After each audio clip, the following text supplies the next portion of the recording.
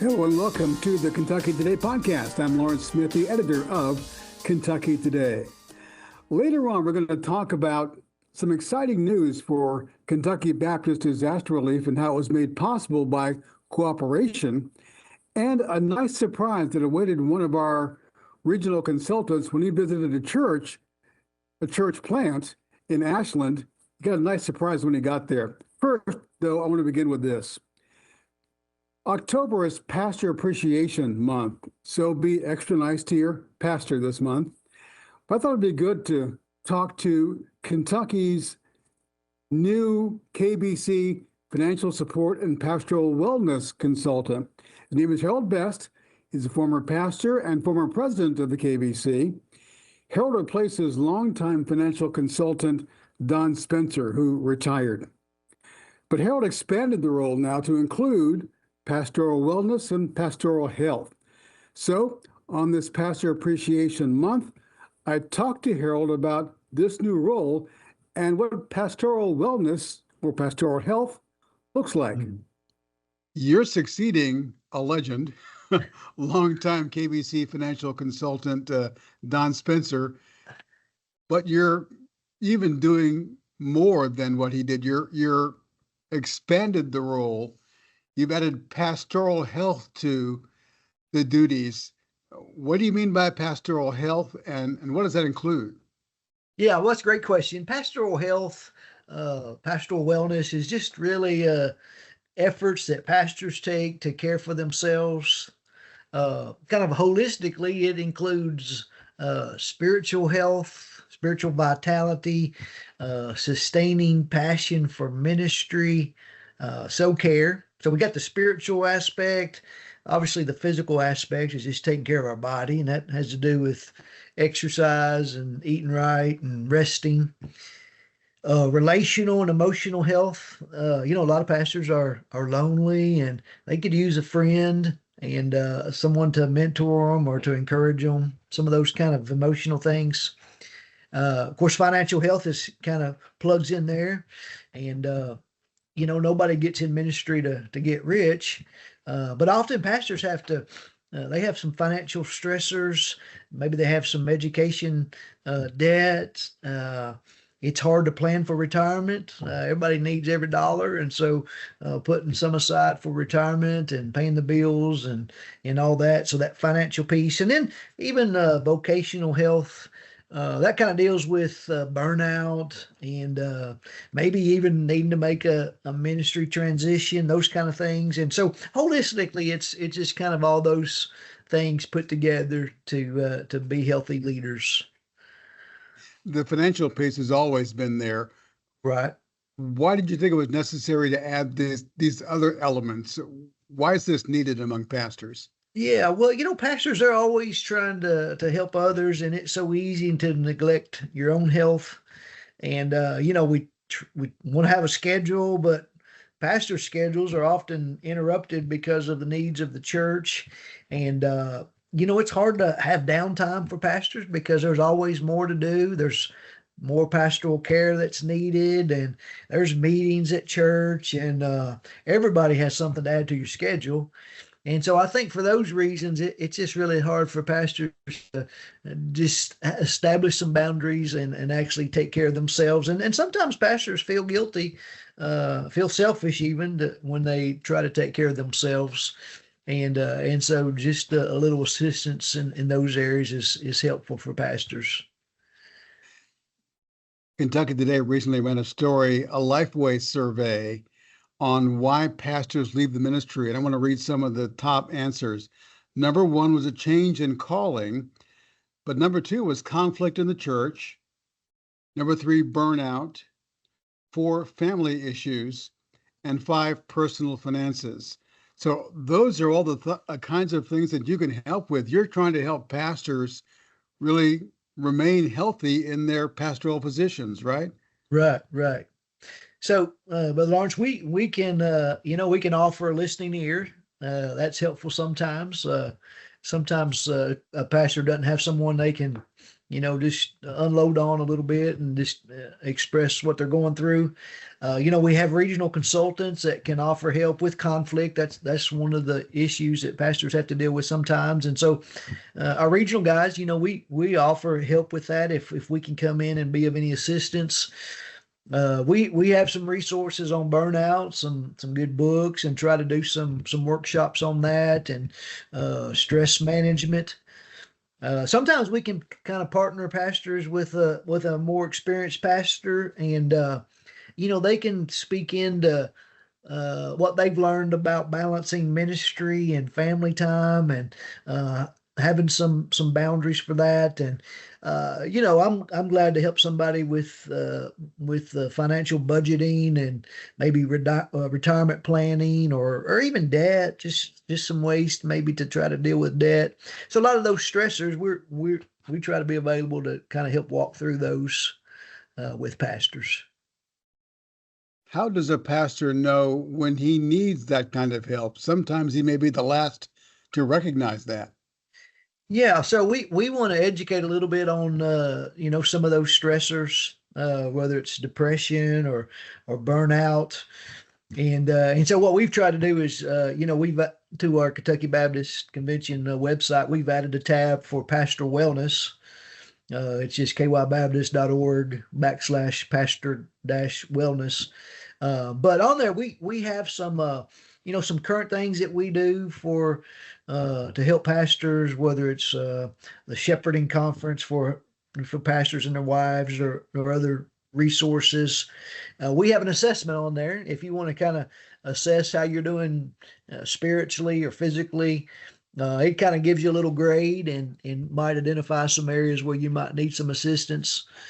We have resources under each of those categories. So maybe you just you need some resources on burnout, or you just need some fellowship. You want to be connected with some others.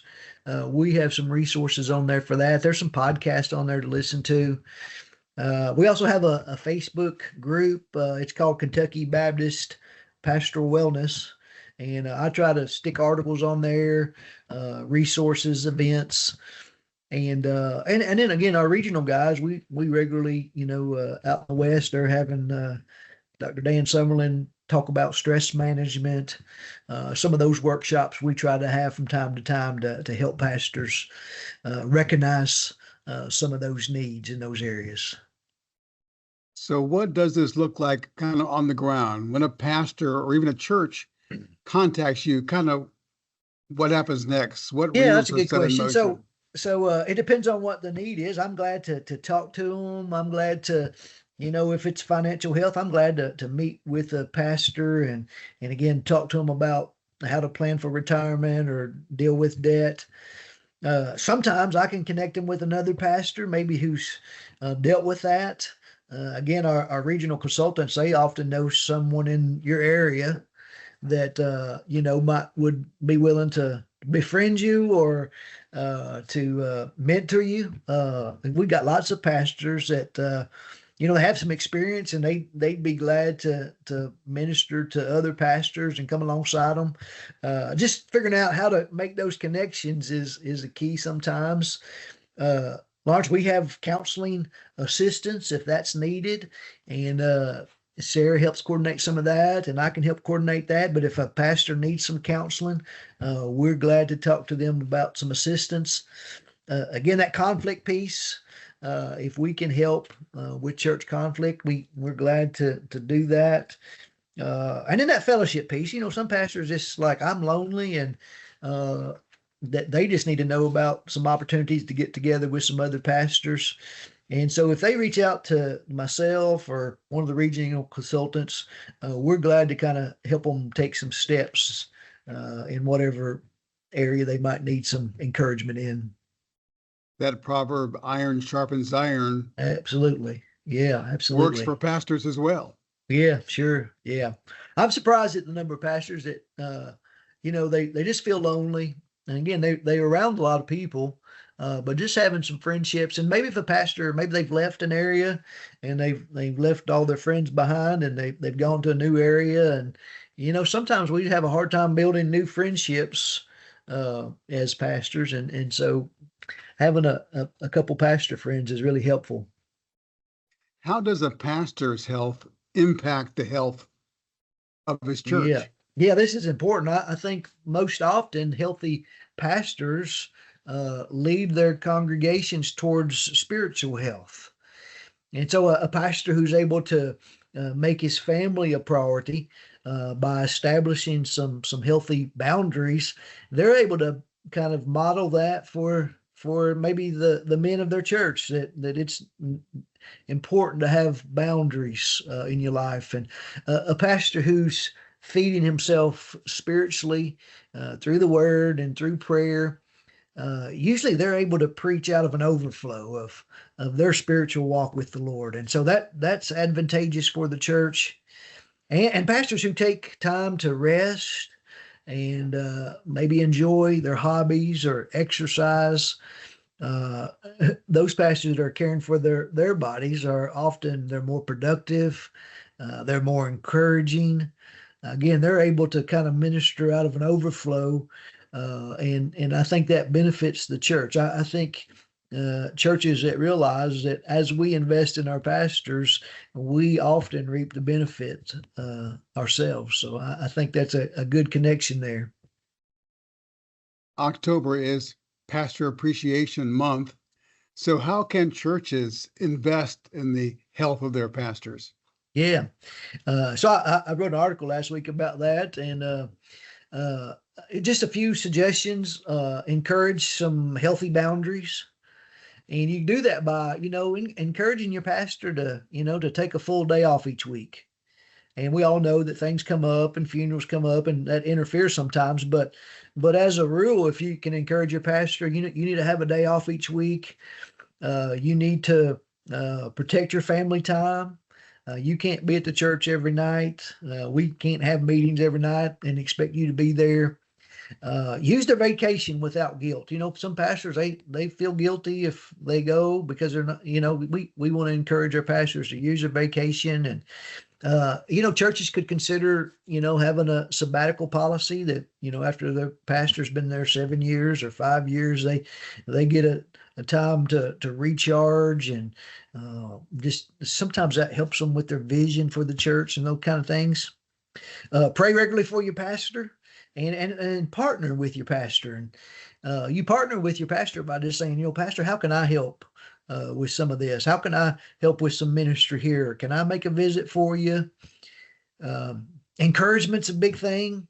Obviously, pastors, they get more than their share of criticism, and just, if we're honest, it probably takes 10 times as much encouragement just to overcome the criticism. It's not necessarily one to one. If someone criticizes you, you get focused on that. And so you can text your pastor and just say, man, thank you, Pastor, for walking through this hard time with me and my family, and we really appreciate it. Just some simple acts of encouragement kind of gives a little spark to keep the pastor going. Look for ways to bless your pastor's family. That goes a long ways for a pastor. If you're loving their family, there's lots of stresses for the pastor's family. And so maybe just offer to provide childcare one night, or say, Pastor, we're going to bring over a meal next week. What do you like? Some of those things just to be a blessing to the pastor. And then there's lots of other things, Brother Lawrence, but just one thing as big as just respecting your pastor. Respect what they do and give them a little grace. There are going to be times when they do something that maybe you would have did it a different way, but give them some grace in those times. Pastors are just, they have to make lots of decisions, and they want to do what's best, and try to be prayerful about those things. But you got a congregation, not everybody's going to see eye to eye, and so just giving them some grace, I think that's a big blessing for pastors. And just for a pastor to know that the church loves them, it just goes a long ways for the times when they're stressed, or get a little bit of criticism, knowing that there's some people that loves them, prays for them, encourages them. Those things just go a long ways for pastors. Harold, thanks so much for what you do and for your helping Kentucky pastors. and readers can look forward to seeing your regular contributions on Mhm. Kentucky Today. Thank you so Yeah, much. yeah. Thank you. And you can read Harold's articles on KentuckyToday.com, and you can contact our regional consultants. Their contact information is on the KBC website at kybaptist.org. All right, let's bring in our managing editor, Mark Maynard, and our content editor for Kentucky Today, Chip Hutchison. Chip, you've been a pastor. What struck you about what Harold had to say and just the overall importance of making sure that pastors are well taken care of? I've been very fortunate, Lawrence, to be serve as interim pastor at several churches, and so I don't have in that role don't have that long-term stress that pastors have that have been there 5, 10, or more years. But I will tell you the one thing that really stands out to me: the churches that I have been in have loved my wife well. And that makes such an incredible difference. Harold alluded to that about taking care of the family. We have a church, Mount Vernon Missionary Baptist Church in Jamestown, that when my wife has anything, birthday or anniversary or something just out of the blue, they'll send her a card, or they've donated Gideon Bibles in her name. That means so much. I would say, and that one thing that a church can do to really show their appreciation for the pastor is to not confront him about a problem before he goes to preach. Wait until a more convenient time for him. And that seems like that should go without saying, but it doesn't. People that have some kind of a problem that want to address that right before worship service, please don't do that. Wait until after he has been able to preach the word and to preach it unapologetically and to preach it without distraction. That's a great way to show appreciation to a pastor. That's a really good thought. Save that stuff for some other time other than Sunday morning. Yes. Mark, you're a longtime church leader, deacon chairman, I believe you've been. Mhm. What's your experience in making sure that pastors are appreciated in church? How should that be done? Well, Chip and I think so much alike because I was thinking the same thing about the wives. I know when I was at Unity Baptist in Ashland, we always made sure on pastor appreciation that we brought the wives up front. We gave them things. We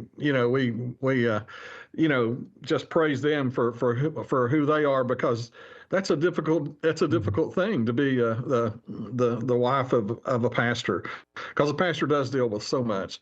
And I think the more we can take off his plate, the better. Whether that means, can I do the hospital visits this week? Can I, how can I help you this week? And really just being positive around him. And that's what I always try to do, especially as a deacon and as the deacon chairman in particular. I wanted to undergird him. I wanted to lift him up. Everybody's got problems, and that's just the way it is. But there are ways you can find to be positive with them, and I think they do need friends. They do need people who are saying, Pastor, you're doing a great job. You need to keep it up. Just stay the course. You're doing a great job, and just hearing that is a blessing to them, I think, and knowing that they have some support, and that's what they need, as much as anything from the church member. Yeah, of course, it's not always going to be sunshine and roses. There are problems come up, but there are ways to bring those to the pastor that are respectful and graceful to him. Yeah. Absolutely. It's and I've seen the situations Chip was talking about where people would come up, before the service would start and just start in on a pastor, and I would sometimes break in and just to break that up and to let him go away peacefully for the time. And it's not that you're trying to not address the situation, but that's not the time to address the situation. I can see Mark tackling some church member as he approaches the pastor. I was very protective of my pastors. Harold was one of my pastors, by the way. He was at Burlington when we first got there, and Harold's a great pastor, and honestly, one of the reasons we joined Burlington was because of Harold Best, and I knew him a little bit already, and well, he's in a perfect role for him. He's such a kind person, and people still at Burlington they love Josh, of course, but they also still love Harold Best, and he had a great ministry there. All right. Well, moving on, we know October is not only Pastor Appreciation Month, but it is Cooperative Program Month. Time to celebrate and promote how Kentucky Baptists, Southern Baptists work together. Together, we are funding more than 3,000 international missionaries, people around the world who are sharing the gospel of Jesus Christ. This week's video, which you can see right now on Kentucky Today, features one of those missionaries who is doing God's work in Kenya. Here's Mackenzie Lynch.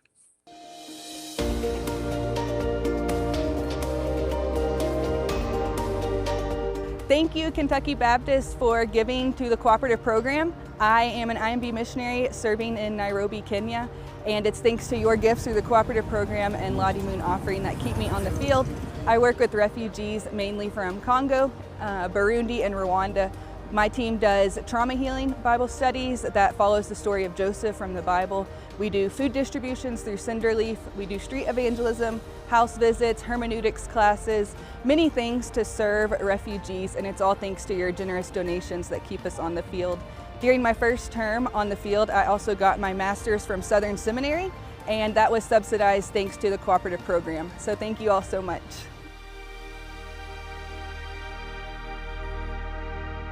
That's Mackenzie Lynch, a missionary, IMB missionary in Kenya. And guys, that's really the heart of the cooperative program. These missionaries can serve without having to worry about money. Chip, that's huge. That is incredibly huge because there are so many non-Southern Baptist entities, and those people are always having to worry. They're always having to fundraise, and this way they can focus on sharing the gospel. I will mention one thing, and I get very passionate when we start talking about missionaries, because so many of these IMB missionaries are going to countries where people cannot know that they're there. They cannot publicize their names, cannot publicize the country they're serving in. And historically, when these young couples go to one of these, what we call a difficult, a dangerous area, when you ask them, what's the best way we can pray for you? Overwhelmingly, the response is this: please pray for our parents, because they don't understand why we're doing this, why we're risking our lives for the sake of the gospel. And if people would just get that understanding and understand the great peril that they are in, my goodness, can we not be more generous, more giving, because they're going to places we cannot and would not go to. Indeed. Missionaries around the world planted there by IMB, and of course NAM planting churches all over North America. So that's all through the generous giving of Kentucky Baptists and Southern Baptists as well across the country. Mark, one beneficiary of the cooperative program is Kentucky Baptist Disaster Relief. They respond when there is a crisis, and cooperation resulted in a big blessing for Kentucky Disaster Relief this past week. You wrote a story about that. Yeah, they have a new warehouse at First Baptist Church Shelbyville. And, when you think of warehouse, you think, 2-car garage, 3-car garage, something like that. Well, think bigger, because this is like 10 stalls, and they hold these giant pieces of equipment that they have. And they have been given 8 of those 10 stalls to put their equipment in. And the best thing about it, the space is tremendous, but also the proximity of Shelbyville to I-64. It's on the I-64 corridor, basically. So, and they are off in a moment's notice, when a disaster happens. So to be able to have all that stuff there and covered, you can't get provided with great equipment and just leave it outside for it to rust. You have to have it covered in some way. And they had this great building, tremendous building. They have another building in Stanford, but it's not as good proximity. It's not aligned with one of the major roadways. So this one is just going to be a blessing to him. He's looking at expanding more, even into West Kentucky. They have a couple of rental places that they use there, but we have disasters from east to west, north to south in Kentucky, and Kentucky's very wide. It's very, very long, and they need that equipment there not in 12 hours. They need it there in 12 minutes. To get started, to get working. But the cooperative program has helped provide that building, and has helps fuel Kentucky Baptist Disaster Relief, which is certainly one of the disaster relief is one of the greatest things that the Southern Baptist Convention does. It's great in every state. I don't think it's greater than any. I think our state is greater than any of them. They're looking at 1,000 trained volunteers this year. You think about that. Yeah. I think they have 810 right now trained, and they have one more training session. The most they've had in a long time was in 2022 at 1,001 or 1,002. Of course, that was after the horrendous tornadoes. And anytime they have, there's nothing good about a disaster. It does raise the thoughts about everybody participating, and I need to do something. So I guess if there's anything good, that's it. But they have a good chance of breaking that record at Campbellsville on October 11th. So if you're untrained but you'd like to be, you can sign up at the kybaptist.org or KY Baptist Disaster Relief, and check it out. Sign up, go to that, get trained, and you'll join the Golden Army, and that's what they are for sure. We're quickly running out of time, but I also want you to talk about a visit one of our regional consultants paid to a church plant, Filipino church plant. I think it was in Ashland. Is that right? Yeah, in Ashland. He received a pleasant surprise connected to the cooperative program. He absolutely did. Jason Lowe was the regional consultant, and the pastor there, Eli Sagnanse, I think is the way you pronounce it, had asked him to come to speak about the cooperative program. It was cooperative on Sunday. It actually was the week before, but Jason was going to be out of town on the actual day, so they said, we'll just come the week before. So Jason came, and he comes in, and the entire congregation is wearing the blue CP champion T-shirts. So that was pretty neat, and I'll tell you, they appreciate the cooperative program. They not only appreciate it, they understand it probably better than a lot of Kentucky Baptist churches do. They get funding from it. That's why they have this church plant. It's a Filipino church, and it's growing there in Ashland. He had been at Olive Hill at Kirk Memorial for many years, and he had been in the United States since 1993. And he was telling me just about some of the growth of the Filipinos coming to live here, and even in Ashland, because while there's a lot of medical in Ashland, medical field businesses in Ashland, a lot of people coming that way. So he's real excited about his church, but he is most excited about the cooperative program and what they've done in helping that church grow and become sustainable in Ashland. Well, I know we gave away hundreds of those shirts, so I'm glad they made their way to this congregation, this church plant in the Philippines. Quickly, I want to touch on something. Attorney General Russell Coleman had a very important news conference this week when he talked about something I'd never heard of before he mentioned it. And this is an app and a website called Roblox, which is popular among young people, children, as far as gaming and video. But Coleman's filed suit saying that it's become a hunting ground, as he said, for predators.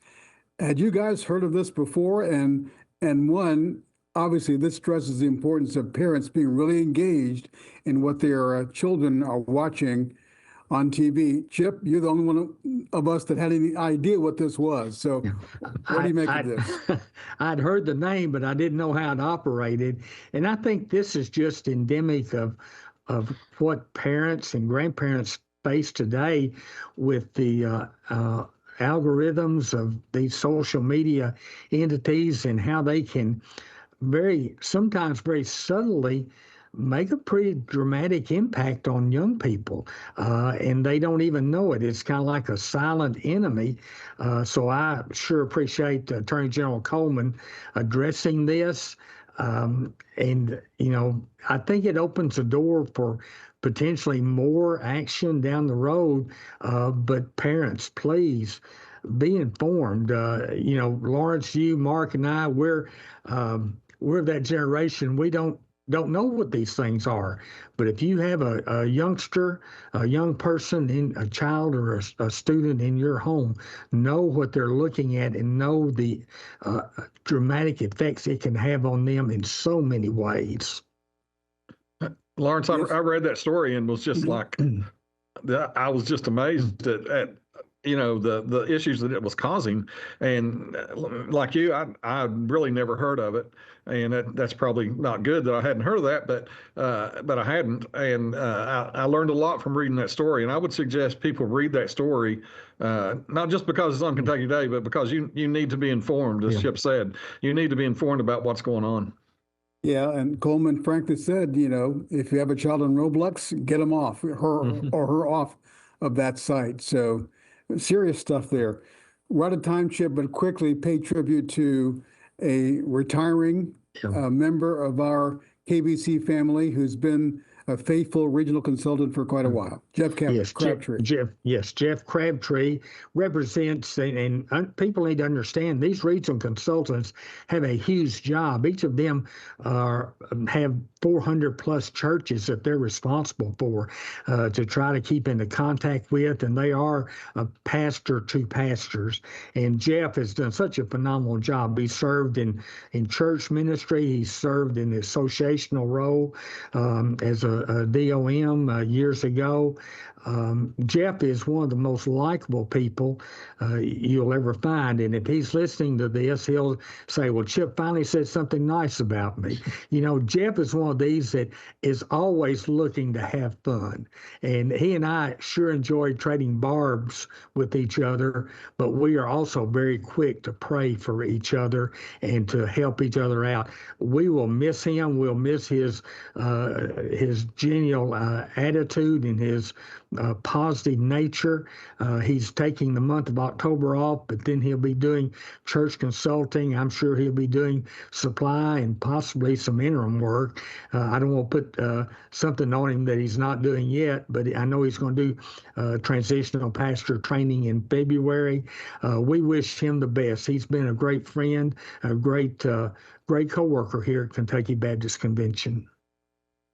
Indeed. Well, as we wrap up, we have to mention that this past week was the second anniversary of that horrendous Hamas attack on Israel. So Kentucky Baptist, please pray for peace and security in Israel as talks are ongoing right now about ending that war.